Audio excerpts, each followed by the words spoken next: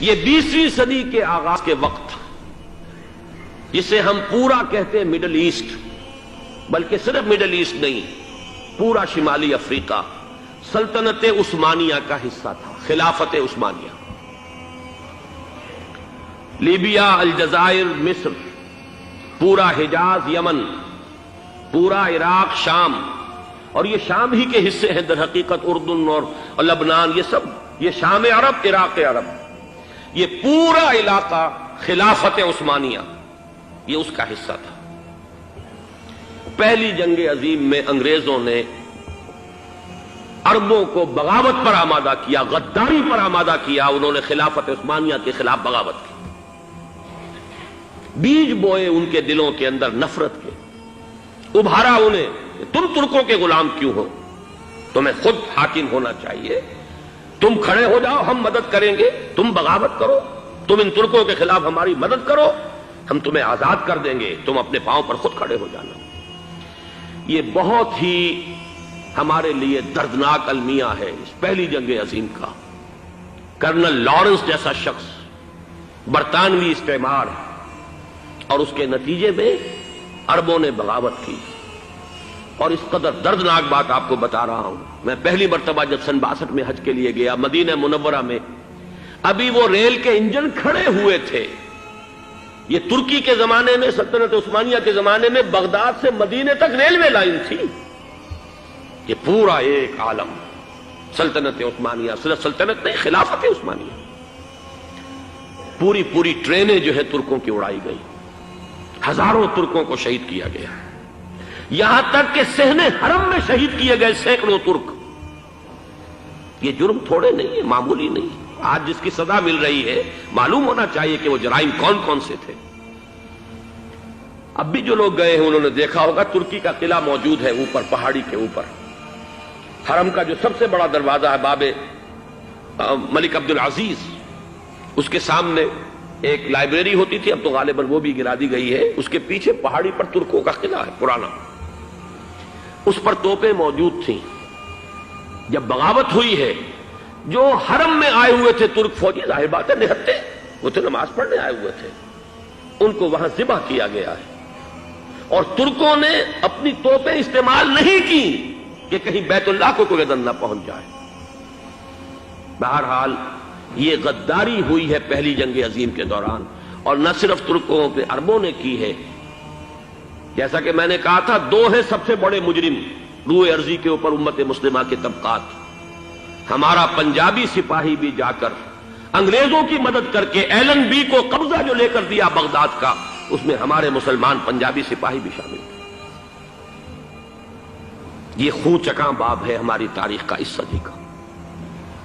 لیکن اس کے بعد سلطنت عثمانیہ کے ٹکڑے ہو گئے، چیتھڑے ہو گئے۔ ایک انگریز نے لکھا ہے یہ جملہ، زہر میں بجھا ہوا جملہ، کہ تاریخ میں یہ بات ثبت ہو جائے گی کہ ایک انگریز نے اس سلطنت کے ٹکڑے کر دیے کہ جو عمر فاروق نے قائم کی تھی رضی اللہ تعالی عنہ۔ یہ پورا عالم، یہ تمام علاقہ کس نے فتح کیا تھا؟ یہ بات ہاتھ بدل گئے تھے، پھر ترک آ گئے، خلافت عثمانیوں کے پاس چلی گئی، لیکن یہ سلطنت تو حضرت عمر رضی اللہ تعالیٰ عنہ کے زمانے سے چلی آ رہی تھی۔ اس کو ایک انگریز کرنل نے، اور اس نے بغاوت پہ آمادہ کر کے عربوں کو اور ترکوں کے پیٹھ میں چھرا گھپوا کر ان کے ذریعے سے اور ٹکڑے کر دیے۔ لیکن جب جنگ ختم ہوئی، اب انہوں نے کہا کہ اب ہمیں آزادی دیجیے، تو اب انہیں معلوم ہوا کہ غداروں کو دنیا میں کیا ملتا ہے، ٹکڑے کر دیے گئے۔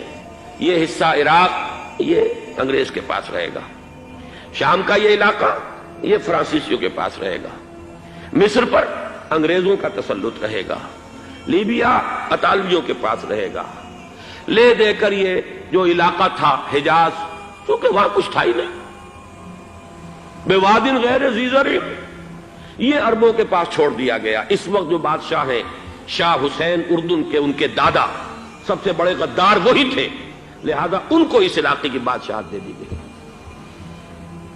اس کے بعد نجد سے ایک تحریک اٹھی ہے، وہ سعودی جو خاندان ہے وہ نجد سے اٹھا ہے۔ نجد میں اس وقت کچھ بھی نہیں تھا، وہ تو صرف ریت کے تودے تھے اور کچھ بھی نہیں، لہذا ادھر کسی استعماری قوت کو دیکھنے کی ضرورت ہی نہیں تھی۔ وہ تو بعد میں تیل برآمد ہوا اور اس کی حیثیت ہو گئی، اور یہ امارات کا علاقہ جو ہے اس کی دنیا میں اب گویا کہ یوں سمجھیے کہ جو سب سے زیادہ اہم علاقے ہو سکتے ہیں روئے ارضی کے نقشے پر، ان میں سے ایک وہ ہو گیا. لیکن یہ اس وقت کی بات میں کر رہا ہوں، کوئی حیثیت نہیں تھی، لہذا اس کو چھوڑ دیا گیا. یہ ہے تاریخی پس منظر، یہ لکیریں جو کھینچی گئی ہیں.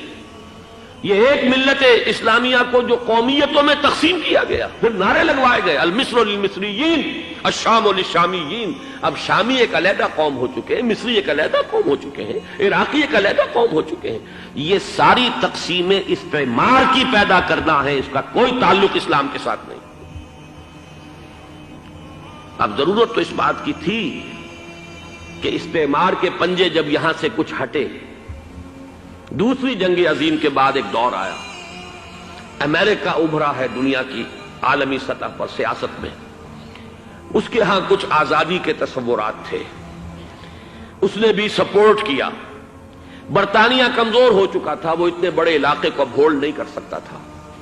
ہندوستان بھی آزاد ہوا، پھر یہ کہ اور دوسرے علاقوں سے بھی اس کو پسپائی اختیار کرنی پڑی.